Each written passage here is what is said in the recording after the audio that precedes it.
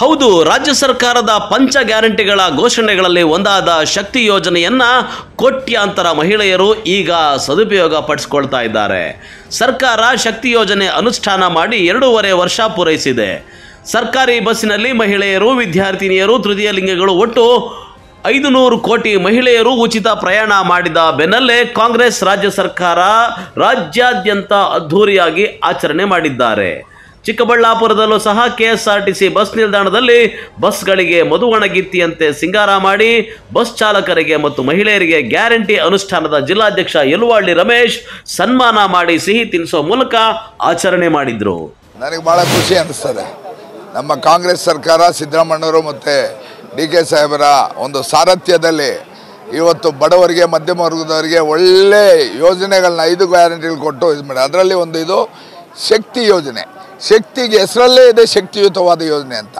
ನಮ್ಮ ಹೆಣ್ಣುಮಕ್ಕಳು, ತಾಯಂದಿರು, ಅಜ್ಜಿಗಳು, ಆಮೇಲೆ ಶಾಲೆಗೆ ಹೋಗೋ ಕಾಲೇಜು, ಶಾಲಾ ಕಾಲೇಜು ಮಕ್ಕಳು ಇವರೆಲ್ಲ ಭಾಳಷ್ಟು ಕಷ್ಟಪಡ್ತಿದ್ರು ದುಡ್ಡು ಕೊಟ್ಟು ಟಿಕೆಟ್ ತೊಗೊಳ್ಳೋಕ್ಕೆ.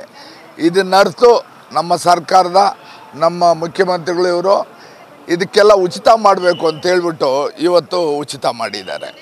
500 ಕೋಟಿ ಜನ ಇವತ್ತಿಗೆ ಪ್ರಯಾಣ ಮಾಡಿದ್ದಾರೆ. ಹೆಂಗಸರು, ಆಮೇಲೆ ಶಾಲಾ ಕಾಲೇಜು ಹೆಣ್ಣುಮಕ್ಕಳು, ತೃತೀಯ ಲಿಂಗಿಗಳು ಇವರೆಲ್ಲರೂ ಕೂಡ ಇದು ಸದುಪಯೋಗ ಪಡ್ಕೊಂಡವ್ರೆ. ಭಾಳ ಖುಷಿ, ಹೆಮ್ಮೆ ಅನಿಸುತ್ತೆ.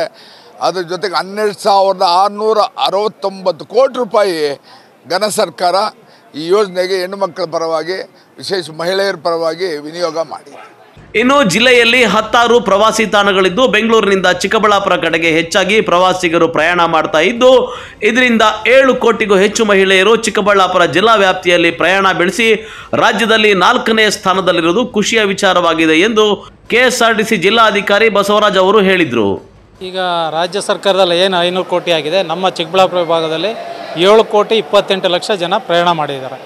ಏನು ಶಕ್ತಿ ಯೋಜನೆ ಪ್ರಾರಂಭ ಆಯಿತು ಜೂನ್ 2023ರಿಂದ ಇವತ್ತಿನವರೆಗೂ 14ನೇ ತಾರೀಕು ಜುಲೈವರೆಗೂ 7,28 ಲಕ್ಷ ಜನ ಟ್ರಾವೆಲ್ ಮಾಡಿದ್ದಾರೆ. ಅದರದ ಮೊತ್ತ ಬಂದು 274,89 ಲಕ್ಷ ಆಗ್ತಾಯಿದೆ.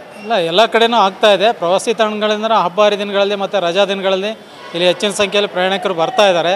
ನಮ್ಮ ಚಿಕ್ಕಬಳ್ಳಾಪುರ ವಿಭಾಗ ಒಟ್ಟು 15 ವಿಭಾಗ ಇದೆ ನಮ್ಮ ಕರ್ನಾಟಕ ರಾಜ್ಯ ರಸ್ತೆ ಸಾರಿಗೆ ಸಂಸ್ಥೆಯಲ್ಲಿ. ಅದರಲ್ಲಿ ಏನು ಓಲ್ವೋ ವಿಭಾಗಗಳಿದೆ, ಮೈಸೂರು ಮತ್ತು ಬೆಂಗಳೂರು ಹೊರತುಪಡಿಸಿ ಎಕ್ಸ್ಪ್ರೆಸ್ ವಾಹನಗಳು ಏನಿದೆಯಾ ಅದರಲ್ಲಿ ತುಮಕೂರು ಹೊರತುಪಡಿಸಿದ್ರೆ ನಮ್ಮದೇ ವಿಭಾಗ 4ನೇ ಸ್ಥಾನದಲ್ಲಿದೆ ಹೆಚ್ಚಿನ ಆದಾಯ ಗಳಿಸೋದ್ರಲ್ಲಿ. ಉಚಿತ ಟಿಕೆಟ್ ಅಂದರೆ ಶಕ್ತಿ ಯೋಜನೆ. ಶಕ್ತಿ ಯೋಜನೆಯಿಂದ ನಮಗೆ ಹೆಣ್ಣುಮಕ್ಕಳಿಗೆ ತುಂಬ ಅನುಕೂಲ ಆಗಿದೆ. ಈಗ ಒಂದು ಊರಿಂದ ಒಂದು ಊರಿಗೆ ಹೋಗಬೇಕಾದ್ರೆ ಒಬ್ಬೊಬ್ಬರೇ ಹೋಗ್ತಾಯಿದ್ರು. ಯಾಕೆ ಅಂದರೆ ಟಿಕೆಟ್ ದರ ಜಾಸ್ತಿ ಆಗಿತ್ತು.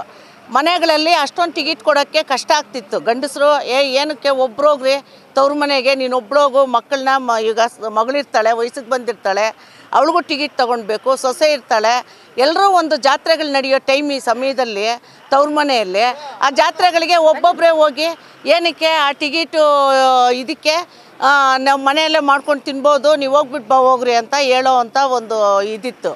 ಈಗ ತವ್ರ ಮನೆಗೆ ಸೊಸೆಯಿಂದ ಹಿಡಿದು ಮಕ್ಕಳಿಂದ ಹಿಡಿದು ಹೆಣ್ಮಕ್ಳೆಲ್ಲ ಜಾತ್ರೆಗೆ ಹೋಗಿ ಸಂತೋಷದಿಂದ ತವ್ರ ಮನೆಯಲ್ಲಿ ಕಾಲ ಕಳೆಯುವಂಥ ಸಮಯ ಬಂದಿದೆ. ಯಾಕೆ ನೀವು ಉಚಿತವಾಗಿ ಬಸ್ ಟಿಕೆಟ್ ಉಳಿತೈತೆ. ಅದು ಅಲ್ಲದೆ ಅಜ್ಜಿಗಳು ಮೊಮ್ಮಕ್ಕಳು ನೋಡೋಕೆ ಹೋಗ್ತಾರೆ. ಅವರು ಯಾವುದೋ ಸ್ವಲ್ಪ ದುಡ್ಡಿಟ್ಕೊಂಡು ಏನೋ ಮೊಮ್ಮಕ್ಕಳು ನೋಡೋಕ್ಕೆ ಅಂತ ಹೋಗ್ತಾಯಿದ್ರು. ಅದು ನನಗೆ ಉದಾಹರಣೆ ಆಗಿದೆ.